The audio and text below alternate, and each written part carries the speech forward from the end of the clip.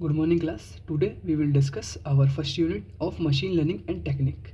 जैसे कि AKTU के जितने भी हमारे कॉलेज हैं उन सभी के लिए ये हमारी एक ब्रीफ यूनिट का सिलेबस, जितना भी सिलेबस यूनिट के अंदर हो पूरा कंप्लीट सिलेबस कवर्ड है इस यूनिट के अंदर।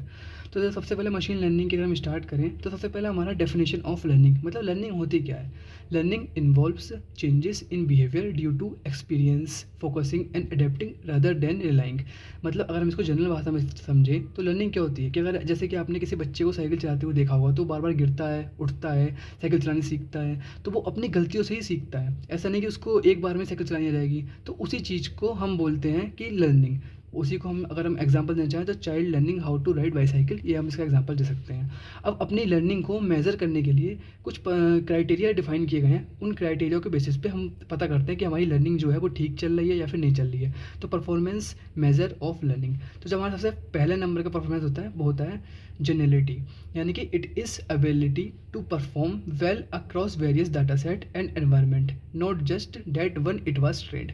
यानी कि यदि आपने कोई मशीन बनाई, यानी कोई आपने मॉडल बनाया, तो ऐसा नहीं कि वो केवल सेम ही उसी एनवायरनमेंट में काम कर पाए जिसमें आपने उसको ट्रेन किया है, वो ओवरऑल एनवायरनमेंट में काम करना चाहिए। जैसे कि अगर इसको एग्जाम्पल के थ्रू समझें तो आपने फेशियल रिकॉग्नाइजेशन सिस्टम बनाया, तो इसमें ऐसा नहीं कि अगर आप कोई इमेज उसको ऐसी दे रहे हैं जिसको थोड़ी ब्लर हो या फिर जिसमें थोड़ी लाइटिंग कम हो तो वो आपको एरर शो करे। आपको प्रॉपर एक ऐसा सिस्टम बनाना पड़ेगा जो कि हर एक इमेज को रिकॉग्नाइज कर पाए। दूसरी चीज़ आती है उसके अंदर एफिशिएंसी। एफिशिएंसी मतलब how quickly a model can learn from data. अगर इसको हम एग्जांपल के थ्रू समझें तो अगर आपने कोई स्पैम डिटेक्शन का मॉडल बनाया है और अगर आप उसको बनाने में ही आपने उसको 3 साल लग गए, तो हो सकता है आने वाले 3 सालों में कोई नया स्पैम का तरीका निकल जाए, तो यानी कि आपका मॉडल वो बेकार हो गया। तो उस चीज़ को दूर करने के लिए आपको अपना जो मॉडल बनाना पड़ेगा वो एफिशिएंसी भी बनाना पड़ेगा कि उसको जो वो क्विकली एकदम चीज़ों को अडेप्ट कर सके। उसके बाद अगला जो होता है वो होता है रोबस्टनेस। रोबस्टनेस यानी कि जितनी भी साइड में उसके एरर या फिर नॉइसिंग आ रही हो उस चीज़ को वो दूर करते हैं। अगर हम एग्जाम्पल के थ्रू समझें तो एलेक्सा, अगर मान लीजिए एक रूम में बैठे हैं और पार्टी वहाँ पर चल रही है, तो जो भी उसका मालिक होगा वो उसको एलेक्सा को कमांड देगा कि एलेक्सा प्ले सम म्यूज़िक, या फिर जो भी वो उसको कमांड देना चाहें, तो वो केवल उसकी कमांड को फोकस करती है, ना कि जो कि साइड में वॉइस जो कि डिस्ट्रैक्शन कर रही होती हैं उनको वो हटा देती है। तो इस चीज़ का भी हमें ध्यान रखना चाहिए। उसके बाद आते हैं हम अपना एफिशिएंसी पर। एफिशिएंसी क्या होता है कि overall effectiveness of a machine learning, यानी कि जो हमारी पूरी आपने मशीन बनाई उस चीज़ की पूरी कंप्लीट डिटेल, यानी कि उस चीज़ के एक एक जो आपने उसके अंदर पार्ट डाले हैं उसका हर एक वर्क इफेक्टिव होना चाहिए। अगर इसको हम एग्जांपल के थ्रू समझें तो सेल्फ ड्रिवन कार्स, यानी कि सेल्फ ड्रिवन कार्स के अंदर अगर आपने एक भी गलती कर दी तो हो सकता है उस कार का एक्सीडेंट हो जाए, क्योंकि उसके अंदर मान लीजिए सामने कोई ह्यूमंस आ जाए तो उसको वो तुरंत उसको ब्रेक लगाने या ब्रेकर आ जाए तो स्पीड मंदी करनी है, तो उस हिसाब से उसको एक एक चीज़ को अपने बिल्कुल ध्यान में रखना पड़ेगा। कॉम्प्लेक्सिटी, कॉम्प्लेक्सिटी की अगर हम देखें तो जो आपने अपना मॉडल बनाया है वो बहुत ज़्यादा कॉम्प्लेक्स नहीं होना चाहिए, क्योंकि अगर बहुत ज़्यादा वो कॉम्प्लेक्स हो गया तो फिर उसको इम्प्लीमेंट करने में बहुत दिक्कत आएगी। ठीक है, अब जो कि अब हम इसके बाद आगे बढ़ते हैं, अपना देखते हैं टाइप ऑफ लर्निंग। ये कि बहुत इंपॉर्टेंट क्वेश्चन है AKTU में हर बार लगातार सुपरवाइज, अनसुपरवाइज या फिर रीइंफोर्समेंट लर्निंग में से कोई ना कोई साथ एक या दो या तीनों, कभी कभी तीनों ही पूछ लेता है। तो ये आपको छोड़ के जाना ही नहीं है, मोस्ट इंपॉर्टेंट टॉपिक आपका हो जाएगा। Supervise learning, it involves training a machine learning model using level data. Level data मतलब जिसमें आपको इनपुट और आउटपुट दोनों पता हो। यहाँ पर लिखा भी है जैसे कि वैन इनपुट यानी क्वेश्चन एंड आउटपुट यानी आंसर बोथ आर गिवन। अगर आपको कोई आपने मशीन बनाई और उसको आप ऐसी लर्निंग करा रहे हैं जिसमें आप उसको क्वेश्चन भी बता रहे हैं और साथ ही साथ आंसर बता रहे हैं, यानी कि आपने किसी, जैसे अगर हम रियल लाइफ एग्जांपल देखें, आपने किसी छोटे बच्चे को सेब दिखाया और साथ साथ सेब दिया और बोला ये सेब है, यानी कि आपने उसको दिखाया भी, उसको बोला भी कि एप्पल है, यानी कि उसको अगर ऑरेंज दिया तो दिखाया भी और बताया भी कि ऑरेंज है। या फिर मान लीजिए कि आपको एक प्लेस है, मान लीजिए आप कहीं दिल्ली में रहते हैं और आपको CP जाना है, तो आपको यहाँ से यहाँ तक जाने के लिए आपको किसी ने बताया, बोले तुम यहाँ से यहाँ जाना, यहाँ से एक मेट्रो पकड़ना, यहाँ जाना, तो आपको बिल्कुल प्रॉपर पता है कि आपको कहाँ से कहाँ जाना है, उसको बोलते हैं सुपरवाइज लर्निंग। अब अगर हम स्टेप्स की बात करें, स्टेप्स इन सुपरवाइज लर्निंग, तो इसके 4 मेनली स्टेप होते हैं। सबसे पहला इनपुट एंड आउटपुट पेयरिंग, यानी कि जो आपका इनपुट होता है वो हमेशा आउटपुट के साथ ही आपको देना है सुपरवाइज लर्निंग में। Each input is paired with its correct level, यानी कि each input is paired with it output. Second number पे आता है training. High training improve accuracy, यानी कि जितना आप अपना मॉडल को ट्रेन करेंगे उतनी ज़्यादा एक्यूरेसी उसकी बढ़ जाएगी। तीसरे नंबर पे आता है एरर करेक्शन, यानी कि if model predict incorrectly it adjusts and reduce the error, यानी कि अगर उसमें कोई एरर आ भी जाता है तो वो उस चीज़ को दूर करेगा और उसके बाद अपने आप को वापस से ट्रेन करेगा। उसके बाद हम आगे बढ़ते हैं आउटकम यानी कि जब भी हमारा जो कंप्लीट हो जाएगा तो वो हमें गिफ्ट्स करेक्ट आउटपुट देगा और हमारा मॉडल जब वो वेल ट्रेन हो जाएगा। अब आगे बढ़ते हैं अनसुपरवाइज लर्निंग की तरफ। अनसुपरवाइज लर्निंग में होता है कि हम केवल उसको एक बिना किसी इंस्ट्रक्शन के हम उसको कहना है कि आप इसके अंदर ट्रेनिंग कीजिए, यानी कि it involves training a machine और मॉडल विदाउट एनी लेवल, यानी कि हमने उसको कुछ बताया नहीं है। अगर हम इसको एग्जांपल के थ्रू समझें तो मान लीजिए आपने किसी छोटे बच्चे को कॉइन्स दे दिए बहुत सारे, 10 का, 5 का, 2 का, 1 का, तो वो हो सकता है उन कॉइन्स को उनके साइज़ के बेसिस पे कि ये 10 का सिक्का तो बड़ा होता है, 5 का छोटा होता है, 2 का थोड़ा पतला होता है, उनके बेसिस पे उनका ग्रुपिंग कर दे। हो सकता है उसके अंदर थोड़ी समझ ज़्यादा हो तो वो हो सकता है उनको कि 10 वैल्यू ज़्यादा है तो वो अलग कर दे, 1 की वैल्यू अलग है तो वो 1 के सब एक जगह कर दे, या 2 के सब को एक जगह कर दे। हो सकता है वो उनको इनके कलर के बेसिस पे कर दे। तो इसमें आपने कोई भी कैटेगरी डिफाइन नहीं करी, वो केवल अपने पैटर्न को रिकॉग्नाइज करके उसको इम्प्लीमेंट कर रहा है। इस चीज़ को बोलते हैं हम अनसुपरवाइज लर्निंग, यानी कि खुद से ही मॉडल जो होता है वो ट्राइज करता है identify pattern using its own intelligence. इस चीज़ को बोलते हैं अनसुपरवाइज लर्निंग। इसके भी सेम स्टेप्स सुपरवाइज लर्निंग जैसे हैं। सबसे पहला इनपुट विदाउट लेवल, यानी कि अगर आप इनपुट दे रहे हैं तो उसका कोई आउटपुट नहीं होगा, आउटपुट मशीन को खुद ही ढूंढना पड़ेगा। पैटर्न रिकॉग्नाइजेशन, पैटर्न को वो रिकॉग्नाइज करेगा कि हाँ अच्छा ये इस पैटर्न के थ्रू मुझे ये मिल रहा है। मान लीजिए आपको अपने घर तक का रास्ता फाइंड करना है, मान लीजिए आप यहाँ हैं, आपको यहाँ से अपने घर जाना है। हो सकता है यहाँ जाने के 4-5 रास्ते हो, आप यहाँ से घूम के जा रहे हो। आप पहले इससे गए, आप फिर इससे गए, आप फिर इससे गए, फिर आप इससे गए। तो आपने जब ये 3 ट्राई किए तो आपको पता चला कि अच्छा ये वाला रास्ता सबसे छोटा है, यानी कि ये रास्ता एफिशिएंस है, तो आपने ये वाला रास्ता चूज़ किया। यानी कि आपने अपनी खुद की ही लर्निंग के बेसिस पे आपने फाइंड किया कौन सा होता है। तो इसको बोलते हैं अनसुपरवाइज लर्निंग। ये इसके जितने भी स्टेप्स ऑफ अनसुपरवाइज लर्निंग आप एक बार देख लीजिएगा, आपको ईजिली लर्न हो जाएंगे। इसके बाद कभी कभी 2 मार्क्स में एक पूछ लेता है, पिछली बार पूछा भी गया था कि वेल डिफाइंड लर्निंग प्रॉब्लम क्या होती है। तो अगर वेल डिफाइंड लर्निंग प्रॉब्लम को समझें तो it allow a computer program to improve at a specific task through experience, यानी कि किसी भी एक स्पेसिफिक टास्क को एक्सपीरियंस के थ्रू बार बार उसको चीज़ें देने के थ्रू वो उस चीज़ को अगर इम्प्लीमेंट करता है तो उसको बोलते हैं वेल डिफाइंड लर्निंग प्रॉब्लम। अब इसके 3 की कैरेक्टरिस्टिक होती हैं। सबसे पहला टास्क, दूसरा एक्सपीरियंस, तीसरा परफॉर्मेंस मेजर।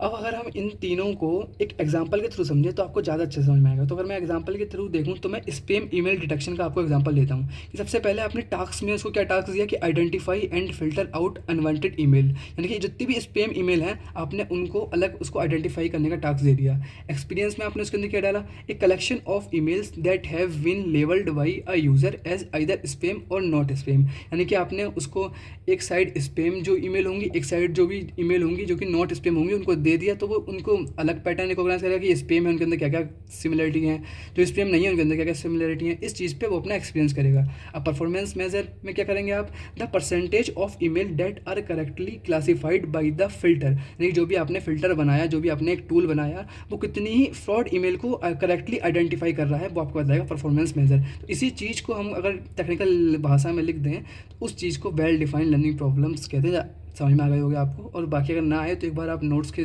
गो थ्रू जाइएगा, आपको ईजिली एकदम चीज़ें समझ में आ जाएंगी। अगला आता है रीइंफोर्समेंट लर्निंग, यानी कि इसमें अगर हम देखें तो it is a type of machine learning where an agent learns to make decision by performing actions and receiving feedbacks in the form of rewards and penalties, यानी कि अगर आपने कोई काम किया और उसमें अगर आपको पनिशमेंट मिल रही है तो मतलब आप गलत कर रहे हैं, यदि आपको रिवॉर्ड मिल रहा है तो आप ठीक कर रहे हैं। तो यही चीज़ रीइंफोर्समेंट लर्निंग में आती है कि अगर मशीन ने कोई टास्क किया तो वो फीडबैक रिसीव करेगी। अब वो किस फॉर्म में कर सकती है, हो सकता है पेनल्टीज़ के फॉर्म में करे, हो सकता है रिवॉर्ड्स के फॉर्म में करे। तो अगर रिवॉर्ड्स में कर रही है तो मतलब वो मशीन ठीक काम कर रही है, अगर पेनल्टीज़ में मिल रहा है तो मतलब वो गलत काम कर रही है। तो इस चीज़ को बोलते हैं रीइंफोर्समेंट लर्निंग। अब इसके अगर हम की कंपोनेंट की बात करें, सबसे पहला एनवायरनमेंट, यानी कि जिस एनवायरनमेंट में आप उसको ट्रेन कर रहे हैं, state and action, reward and penalties, इस 3 ही और ये 4 स्टेप इसके रीइंफोर्समेंट लर्निंग के हैं। ये आपको इजीली एक बार देखेंगे, आप इनके गो थ्रू जाएंगे तो ये आपको लर्न हो जाएंगे, इसका कोई बहुत ज़्यादा ध्यान नहीं जो है नहीं। अब मशीन लर्निंग की तरफ आगे बढ़ने से पहले हम हिस्ट्री देख लेते हैं। वैसे हिस्ट्री ज़्यादातर पूछी नहीं जाती है, बट आपको जनरल के लिए पता होनी चाहिए कि हिस्ट्री होती क्या है। हिस्ट्री ऑफ मशीन लर्निंग, तो अगर हम अर्लियर डेवलपमेंट की बात करें तो 1943 में 2 साइंटिस्ट हुए थे। उन्होंने कॉन्सेप्ट लाया था कि natural network by modelling nervous system, यानी कि एक ह्यूमंस के बेसिस पे कि जैसे ह्यूमंस में नर्व्स काम करती हैं कि मान लीजिए ह्यूमंस में नर्व काम करते हैं कि X1 को इन्होंने नर्व्स माना, उनको कनेक्ट किया थ्रू डब्लू नर्व्स, और उसके बाद उन दोनों का समीशन करके एक आउटपुट निकालने की कोशिश की। हालांकि भी इनको इसमें सफलता नहीं मिली, ये इतना ज़्यादा अच्छे से काम नहीं कर पाया, बट इन्होंने ट्राई किया था। और बाकी आपको इतना पढ़ने की नीड है नहीं, क्योंकि ये सब आप बस जितने भी टॉपिक्स आपको बता रहा हूँ इनको एक बार गो थ्रू कर जाइएगा, क्योंकि इन चीज़ों को आपको आगे जितनी भी आपकी यूनिट आ रही है 3rd 4th 5th उनमें आपको दिक्कत आ सकती है अगर आप ये चीज़ें नहीं पढ़ेंगे तो। फिर उसके बाद 1952 में डेवलप जो हमारा मशीन लर्निंग हुआ, उसमें ये था कि first computer program capable of learning from its activities. यानी कि 1952 में पहला कंप्यूटर हुआ था जो कि सेल्फ लर्निंग की फेज़ में आगे बढ़ रहा था। इससे पहले जितने भी थे वो सब ऐसा काम कर रहे थे कि उनको केवल जोड़ पा रहे थे या केवल घटा पा रहे थे, यानी कि मल्टीपल डिवीज़न सब्ट्रैक्शन केवल यही काम वो कर पा रहे थे। लेकिन 1952 में जो कंप्यूटर डेवलप हुए वो सेल्फ लर्निंग के फेज़ में थे, यानी कि वो अपनी ही गलतियों से सीख रहे थे, उनको डाटा मिल रहा था, वो उस चीज़ को ट्रेन करके सीख रहे थे। फिर 1958 में क्या हुआ कि 1958 में पैटर्न रिकॉग्नाइजेशन का उन्होंने एक चीज़ खोजी कि अगर पैटर्न और शेप रिकॉग्नाइजेशन, यानी कि किसी भी चीज़ का पैटर्न की सेम चीज़ वो किस तरीके से बिहेव कर रही है, वो कहाँ कहाँ से जा रही है, तो उसका सिंपल एक पैटर्न फाइंड करा 1958 में। उसके जस्ट 1 ईयर लेटर 1959 में इसी चीज़ में थोड़ा सा ऐड ऑन कर दिया गया, बस इसको थोड़ा इम्प्लीमेंट कर दिया गया, 2 नेचुरल नेटवर्क मॉडल बना दिए गए जो कि बाइनरी पैटर्न्स को डिटेक्ट करते थे, जो कि 1959 में हुआ। इसके बाद आ जाते हैं 1982 में। तो 1982 में क्या हुआ, इन्होंने एक्चुअल नर्व्स स्ट्रक्चर बनाया जो कि बाई डायरेक्शनल था। उसके बाद 1997 में ऐसा हुआ था कि जो वर्ल्ड चेस चैम्पियनशिप खेला हुआ एक पर्सन था, यानी कि वो जीत के आया था वर्ल्ड चेस चैम्पियनशिप, उसको कंप्यूटर से खिलाया गया और कंप्यूटर वो जीत गया। तो इससे ये चीज़ क्लियरफाई हुई कि जो कंप्यूटर है उसका माइंड इतना शार्प हो चुका है कि वो ह्यूमंस को भी हरा सकता है। यहाँ से कंप्यूटर ह्यूमन से आगे निकलने शुरू हुआ धीरे धीरे। अगर हम आपको इसको 1982 वाली जो भी ये खोज हुई थी इसको अगर डिटेल में समझे तो इसमें क्या था कि जितने भी इनपुट हैं, यानी कि इनको एक नर्व सिस्टम मान लिया था, और उसके बाद ये सभी यानी 1 है तो 1 5 से भी कनेक्ट होगा, 1 6 से भी, 1 7 से भी, 1 8 से भी, 1 9 से भी, यानी कि हिडन यूनिट से हर एक इनपुट कनेक्टेड है, और उसके बाद ये हर एक हिडन यूनिट एक आउटपुट प्रोड्यूस कर रही है। तो इनके बीच का एलिमेंट ये सब हिडन है, बट बस केवल आपको ये और ये दिखाई जाता है, जैसे कि यहाँ पर आपने देखा होगा। तो ये आपस में सेम ही था, बस इस चीज़ को इम्प्लीमेंट कर जाएगा यहाँ पर थोड़ा और ज़्यादा। अभी आगे आप पढ़ेंगे तो यही चीज़ और एक्सटेंडेड हो जाएगी यूनिट 2 यूनिट 3 में। अब बात करते हैं हम अपनी मशीन लर्निंग की। तो मशीन लर्निंग क्या होती है? मशीन लर्निंग को अगर हम जनरली अगर अपनी नॉर्मल भाषा में बोले तो किसी भी चीज़ को मशीन को सिखाना। तो अगर हम इसको टेक्निकल भाषा में लिखें तो subset of a artificial intelligence. तो machine learning is a subset of artificial intelligence. It involves developing algorithm that allow computer to process and learn from the data. Machine learning में क्या होता है, हम डाटा के थ्रू सीखते हैं। ऐसा नहीं कि जैसे कि किसी ह्यूमन को आपने कुछ भी चीज़ सिखाई तो एकदम सीख जाता है या फिर थोड़ा टाइम लेता है, बट मशीन लर्निंग में क्या होगा कि आपको डाटा देना पड़ेगा। आप उसको जितना ज़्यादा डाटा देंगे उतनी ज़्यादा आपकी मशीन ट्रेन होगी, उतना ज़्यादा वो एक्यूरेट रिजल्ट आपको प्रोड्यूस करेगी। पर्पज़ क्या होता है इसका? To learn from their experiences. अभी अगर हम इसको समझें कि इसका जो मेन पर्पस होता है, जैसे कि अगर मान लीजिए ह्यूमन है तो ह्यूमन अपना माइंड जो है वो ट्रांसफ़र नहीं कर सकते अपनी नेक्स्ट जनरेशन को, बट अगर हम किसी कंप्यूटर को ऐसा जीनियस बना दें तो वो हो सकता है हमारी आने वाली जनरेशन, उसकी भी जनरेशन के सामने तक वो कंप्यूटर टिक जाए, या फिर अगर वो कंप्यूटर डिस्ट्रॉय भी रहता है तो उसकी मेमोरी कार्ड को हम सेफ रख सकते हैं। तो यानी कि हम अपना जो ज्ञान है, जो भी हमारी इंटेलिजेंस है, उसको हम आगे ले जा पा रहे हैं। बट अगर कोई ह्यूमन जो कि बहुत इंटेलिजेंट है वो अपनी आगे नहीं ले जा पाएगा। इसका एग्जांपल अगर हम देखें तो नेटफ्लिक्स, जब आपसे स्टार्टिंग में आप नेटफ्लिक्स को लॉगिन करते हैं तो पूछता है आप कहाँ से हैं, आपका इंटरेस्ट एरिया क्या है, आप कौन सी लैंग्वेज देखना पसंद करते हैं। तो वो सब चीज़ें इसीलिए वो आपका डाटा लेता है, फिर उसी के अनुसार आपको वो कुछ मूवी सजेस्ट करता है कि आप ये देख सकते हैं। ये हमारा मशीन लर्निंग का एग्जाम्पल हो जाएगा। अब अगर हम बात करें एप्लीकेशन ऑफ मशीन लर्निंग, यानी कि मशीन लर्निंग के एप्लीकेशंस की एडवांटेज और डिसएडवांटेज की, तो एप्लीकेशन की अगर हम बात करें तो wild range of application across different field. Machine learning का पूरी दुनिया में एक बहुत बड़ा रेंज है। अगर सबसे पहले हम इसके कुछ ये हेडिंग्स आप केवल याद कर लीजिएगा, इनको एग्जाम में आप इसके अंदर डिटेल में कुछ भी लिखा जाएगा, एकेटीयू में नंबर मिल जाते हैं। इमेज रिकॉग्नाइजेशन, यानी कि यूज्ड फॉर सिक्योरिटी पर्पस, यानी कि आपने इसमें टेररिस्ट की इमेज को स्टोर कर दिया, तो जैसे ही वो इमेज जो आपने सीसीटीवी कैमरा लगाया होगा वो जैसे ही टेररिस्ट को के फेस को रिकॉग्नाइज़ करेगा, आपको तुरंत अलार्म से इंडिकेट कर देगा कि ये टेररिस्ट है।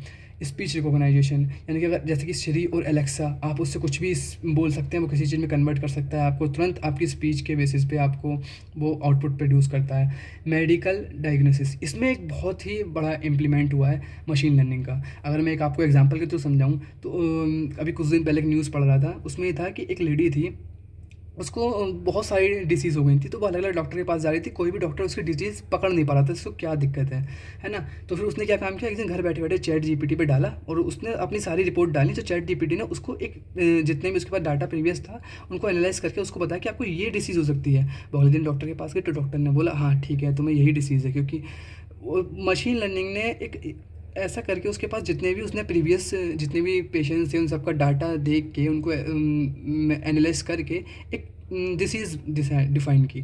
तो इसमें एक बहुत बड़ा इसका योगदान हुआ। उसके बाद स्टैटिकल आर्बिट्रेज, यानी कि शेयर मार्केट में अगर आप देखें तो शेयर मार्केट में आपको पैटर्न की, हाँ मार्केट इस टाइम पे डाउन हुआ था, इस टाइम पे अप हुआ था, ये सारी चीज़ें देखने के बाद आपको उस चीज़ को भी बहुत ज़्यादा बेनिफिट मिल सकता है। अगर एडवांटेज की बात करें तो एडवांटेज ऑफ मशीन लर्निंग, अगर एडवांटेज बिल्कुल सेम आप एप्लीकेशन की तरह लिख सकते हैं, बस थोड़ा सा इनको पॉइंट वाइज लिख दीजिएगा, इनको हेडिंग वाइज लिख दीजिएगा। एडवांटेज में अगर देखें तो identify trades and patterns, automation यानी कि self driving vehicles, handling complex data, यानी कि कॉम्प्लेक्स डाटा को हैंडल करने में मशीन लर्निंग बहुत यूज़फुल हो रहती है।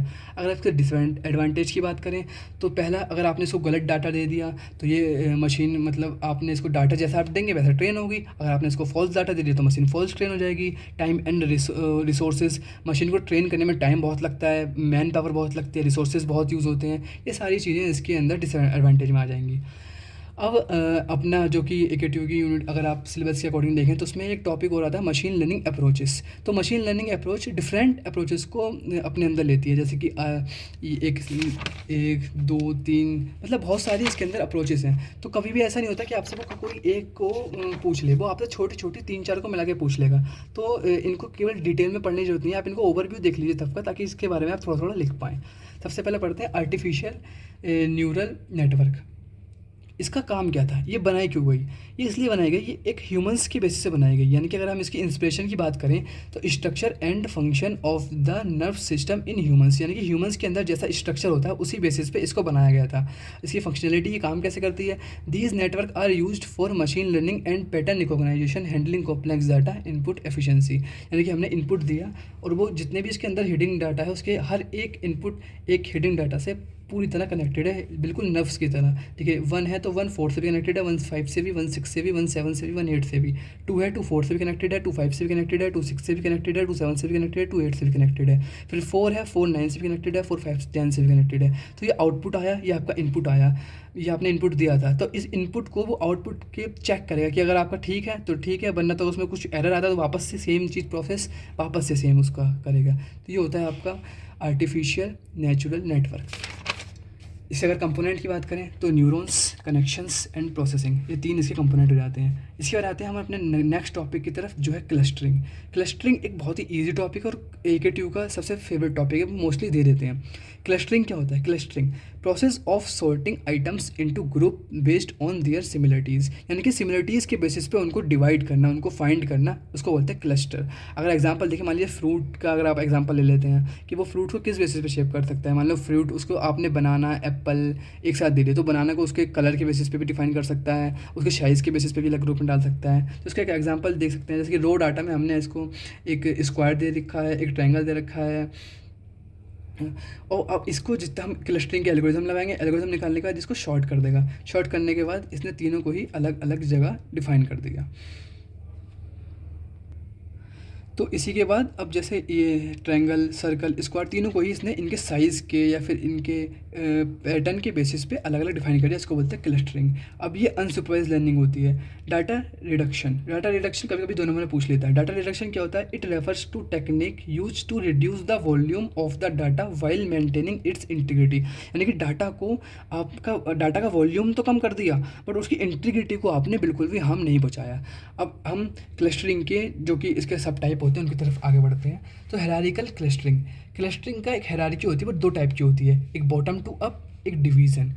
अब आप सेम ही एग्जांपल से इन दोनों को ही डिफाइन कर सकते हैं। जैसे कि मैंने एग्जांपल लिया कि ह्यूमंस का। अब ह्यूमंस को अगर हम कैटेगराइज में डिवाइड करें तो ह्यूमंस एक मेल हो सकता है, एक फीमेल हो सकता है। फिर जो मेल हो सकता है वो हो सकता है कुछ जॉब करते हो या फिर जॉबलेस हो, तो जॉबलेस की एक अलग कैटेगरी बन गई, जॉब्स की एक अलग कैटेगरी बन गई।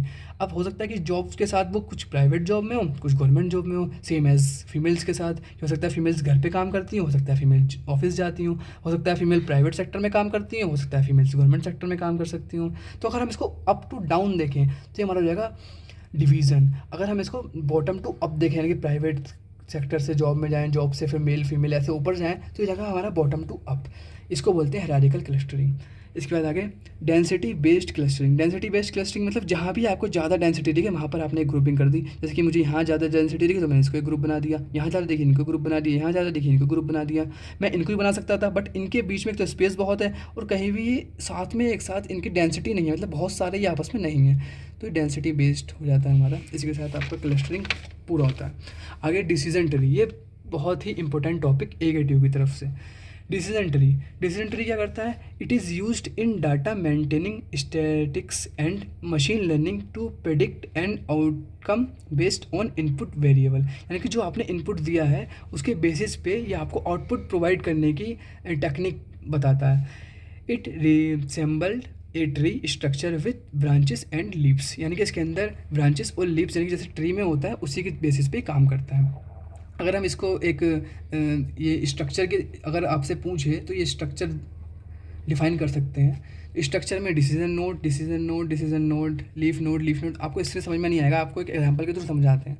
एग्जांपल में अगर हम देखें तो रिक्वेस्टिंग फॉर लोन, मान लीजिए कोई आपके पास लोन लेने के लिए आया तो उसके लिए आप उससे क्या क्या क्वेश्चंस पूछ सकते हैं। तो ये बेसिकली उन क्वेश्चंस के बेसिस पे आपको बताता है कि आपको उसको लोन देना है या नहीं देना है। मान लीजिए सबसे पहले उसने आपसे रेटिंग पूछी कि रेटिंग स्कोर क्या है इसका, यदि रेटिंग स्कोर ग्रेटर देन 800 है तो आप इसको यस लोन दे सकते हैं, अगर रेटिंग स्कोर लेस देन 800 है तो आप इसको लोन नहीं देंगे। या फिर नेक्स्ट क्वेश्चन वो पूछ सकता है कि इसकी हिस्ट्री जो है वो पुरानी क्लियर है, मतलब इसने पीछे कोई डिफॉल्ट तो नहीं किया है, कोई फ्रॉड तो नहीं किया है। अगर प्रीवियस में फ्रॉड किया है तो नो, हम इसको नहीं देंगे लोन। अगर उसने हिस्ट्री क्लियर दी है तो हम इसको लोन दे देंगे। और फिर नेक्स्ट क्वेश्चन बन सकता है कि क्या उसकी सैलरी बिटवीन 50,000 to 80,000 है तो यस उसको लोन मिल जाएगा। यदि लेस देन 50,000 है तो नो, उसको लोन नहीं दे सकते। फिर हम इसको फर्दर डिवाइड कर सकते हैं कि उसके पास कोई गारंटी के लिए कोई पर्सन है जो कि उसकी गारंटी ले सके कि ये लोन चुकाएगा तो हम यस कर देंगे, नहीं है तो हम इसको नो कर देंगे। तो इस बेसिस पे ये इन चीज़ों को डिफाइन करता है। अगर हम इसके डिसएडवांटेज और एडवांटेज की बात करें तो एडवांटेजेस में क्या है कि easy to implement and visualization, मतलब इसको हम ईजी बहुत ही ईजिली इम्प्लीमेंट कर सकते हैं। Required little data preparation compare to other algorithm, मतलब इसमें डाटा की इतनी रिक्वायरमेंट नहीं होती है। तीसरा, handle both numerical and categorical data, यानी कि न्यूमेरिकल और कैटेगरियल दोनों टाइप के डाटा को ये हैंडल कर सकता है। अगर इसके डिसएडवांटेज की बात करें तो इसमें कभी कभी होता है प्रोन टू ओवरफिटिंग, यानी कि इसमें जो लीफ जो निकल के आते हैं कभी कभी ऐसा होता है कि बहुत ज़्यादा निकल आते हैं तो थोड़ा कॉम्प्लेक्सिटी बढ़ जाती है, तो वो चीज़ इसके अंदर थोड़ी डिसएडवांटेज हो जाती है। दूसरा, can be bias towards features, यानी कि अगर मान लीजिए कोई इसको फेक दिखा दे कि हाँ मेरे पास सब कुछ है, मेरा कोई फ्रॉड नहीं है, कुछ भी नहीं है, तो ये उसके साथ बाइज्ड हो जाएगा क्योंकि ये केवल डाटा पे काम करता है, इसके खुद की इंटेलिजेंस ही नहीं है, तो इसलिए इसका ये डिसएडवांटेज हो सकता है। अब नेक्स्ट टॉपिक की तरफ बढ़ते हैं। तो बाइजन बिलीफ नेटवर्क, देखिए जैसे मैंने आपको बताया था कि छोटे छोटे ही टॉपिक्स हैं, इन्हीं को ही मर्ज करके पूछ लेता है। हो सकता है वो आपसे पूछ ले कि वाइज बिलीफ नेटवर्क बताइए, support vector machine learning 7 number में, हो सकता है आपसे ये दो पूछ ले 7 नंबर में, तो कुछ भी पूछ सकता है। तो आपको थोड़ी नॉलेज तीनों ही टॉपिक की या फिर पुराने टॉपिक की भी होनी चाहिए। तो बाइजन बिलीफ नेटवर्क, बाइजन बिलीफ नेटवर्क क्या कहता है? It is a probabilistic graphical model that is used for representing uncertain knowledge and drawing decision on the basis of that knowledge। यानी कि मान लीजिए आपने एक अलार्म सिस्टम बनाया कि अगर चोरी होती है आपके घर में तो अलार्म बज जाएगा, अर्थक्वेक आती है तो अलार्म बज जाएगा। अब इसकी परसेंटेज निकालेगा, ये प्रोबेबिलिटी निकालेगा। तो जो प्रोबेबिलिटी ऑफ चोरी की प्रोबेबिलिटी यानी कि ट्रू होने की इसकी वैल्यू है वो 0.02%, यानी कि चोरी होने के चांसेस बहुत कम है। फॉल्स यानी कि नहीं होने के चांसेस 0.998, यानी कि ना होने के चांसेस ज़्यादा हैं। इसी प्रकार अर्थक्वेक की होने के चांसेस बहुत कम है कि 0.001%, ना होने के 0.999%। तो इसी हिसाब से ये आपको एक प्रोबेबिलिटी की बेसिस पे अलार्म सिस्टम यानी कि आपको एक डिफाइन करता है। ये आप देखो डिटेल पढ़ेंगे यूनिट 2 यूनिट 3 के अंदर। बाइस थ्योरम फार्मूला कभी कभी पूछ लेता है 2 मार्क्स में, तो इसको आप फार्मूला को लर्न कर लीजिएगा, आपको 2 मार्क्स पूरे मिल जाएंगे। अब नेक्स्ट टॉपिक बढ़ते हैं। आप support vector machine. Support vector machine क्या करता है? It is the most powerful machine most commonly used in classification problems. यानी कि ये क्या करता है, मान लीजिए आपको एक तरफ डाटा ये दे रखा है, एक तरफ डाटा ये दे रखा है, तो ये इनको ऐसे डिवाइड करेगा कि इन दोनों डाटा के बीच का डिस्टेंस तो मैक्सिमम हो, बट इनके आपस के बीच का जो डिस्टेंस हो वो मिनिमम हो। यानी कि category distance maximum but internal distance closer. ये हमारा सपोर्ट वेक्टर मशीन काम करता है। इसके एप्लीकेशंस की बात करें तो text and hyper text classification, image classification, biological scenes. अब अपना नेक्स्ट टॉपिक की तरफ बढ़ते हैं। नेक्स्ट टॉपिक है हमारा जेनेटिक एल्गोरिदम। ये बहुत ही इंपॉर्टेंट टॉपिक है और बहुत ही ईजी है। आपको ये 5th यूनिट में एकदम बिल्कुल डिटेल में पढ़ने को मिलेगा। तो यहाँ पे केवल इसका शॉर्ट मैंने आपको समझा दे रहा हूँ, आपको डिटेल बिल्कुल यूनिट 5 में आप इसका पढ़ लेंगे। जेनेटिक एल्गोरिथम ये बिल्कुल ह्यूमंस की तरह काम करता है। अगर मैं इसको टेक्निकल भाषा में समझाऊँ आपको तो it is used to find near best solution of complex problem which might otherwise take a long time to solve. यानी कि कोई प्रॉब्लम है तो उसको नियर वाइज मतलब छोटे से छोटा उसका बेस्ट सॉल्यूशन देने की कोशिश करता है और उनको आपस में मर्ज कर देता है। यानी कि अगर आप उस प्रॉब्लम को बहुत बड़ी प्रॉब्लम को एकदम सॉल्व करने की कोशिश करेंगे तो हो सकता है वो टाइम ले। यानी कि अगर जैसे कि आपको रोड बनानी है तो आप यहाँ से लेकर यहाँ तक की 100 किलोमीटर की रोड बनानी है मान लीजिए आपको, तो हो सकता है आप बनानी यहाँ से स्टार्ट करें तो ये बहुत ज़्यादा टाइम ले। बट आपने डिवाइड कर दिया कि यहाँ 10 किलोमीटर कोई एक अलग पर्सन बनाएगा, ये 10 किलोमीटर एक अलग पर्सन बनाएगा, 10 किलोमीटर एक अलग पर्सन बनाएगा, तो आपकी सारे हो सकता है जल्दी ही हो जाए। तो इस चीज़ को ही इम्प्लीमेंट करा है इधर। अगर आप इसको ह्यूमंस की समझें तो सबसे पहले बिगनिंग, उसके बाद इनिशियल पॉपुलेशन, उसके बाद कैलकुलेट द फिटनेस वैल्यू, यानी कि पॉपुलेशन में से जो जो लोग फिट थे उनको फाइंड किया, फिर उनका सिलेक्शन किया, सिलेक्शन के बाद उनका क्रॉसओवर कराया, क्रॉसओवर के बाद उनका म्यूटेशन कराया, म्यूटेशन के बाद अगर वो सेटिस्फाइड हैं आप अपने रिजल्ट से, यानी कि आप म्यूटेशन के बाद आप देख पा रहे हैं कि जो बंदे निकल के आए हैं वो बिल्कुल फिट हैं, तो यस, तो आप उसको एंड कर दीजिए। अगर आप उससे सेटिस्फाई नहीं है तो आप नो कर दीजिए। तो आपकी एल्गोरिथम वापस से ऊपर जाएगी और वापस से सेम प्रोसेस रिपीट करेगी कि वो कैलकुलेट करेगी उन फिटनेस वैल्यू को। अगर इसको मशीन लर्निंग में समझें तो मान लीजिए आपने किसी प्रॉब्लम का सॉल्यूशन दिया, सबसे पहले वो सॉल्यूशन आपने दिया, फिर उसको उससे आपने सॉल्यूशन निकाला, फिर उसको वो रिव्यू लेंगे, फिर उसको क्रॉस ओवर करेंगे, फिर उस सॉल्यूशन को म्यूटेशन करेंगे। अगर वो सॉल्यूशन बेस्ट होता है तो उसको यस, उसको एंड कर देंगे। अगर वो सॉल्यूशन बेस्ट नहीं होता है तो नो कर देंगे और वापस से सेम प्रोसेस होगा तो बेस्ट सॉल्यूशन फाइंड करने के लिए। ये होता है हमारा जेनेटिक एल्गोरिथम। अब अपने लास्ट 2 टॉपिक बचे हैं, इसी के साथ अपनी यूनिट जो है वो एंड हो जाएगी। तो सबसे सेकंड लास्ट टॉपिक है इसका, is used in machine learning. और मशीन लर्निंग के अगर आपने इतने सारे बेनिफिट देख लिए, फ़ायदे देख लिए, तो इससे कुछ ड्रॉबैक भी हो सकते हैं। तो उन ड्रॉबैक की हम बात करेंगे। तो ड्रॉबैक क्या हो सकते हैं मशीन लर्निंग के? सबसे पहला होता है डाटा क्वालिटी।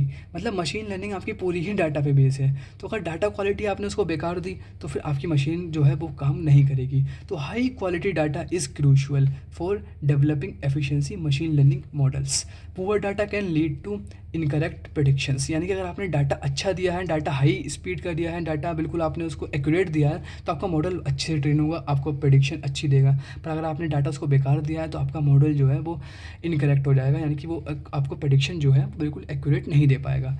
ट्रांसपेरेंसी की अगर हम बात करें तो ट्रांसपेरेंसी क्या करता है कि it's provide clarity and openness about how AI system operate. यानी कि ट्रांसपेरेंसी होनी चाहिए आपके डाटा में कि वो आपने डाटा कहाँ से लिया है, क्या डाटा है आपके पास, डाटा आपने किस चीज़ का उठाया। अगर मान लीजिए किसी ने आपको फ्रॉड डाटा दे दिया, गलत डाटा दे दिया, तो आपका मॉडल गलत ट्रेन हो जाएगा, तो वो आपको एकदम एक्यूरेट रिजल्ट नहीं डिफाइन कर पाएगा।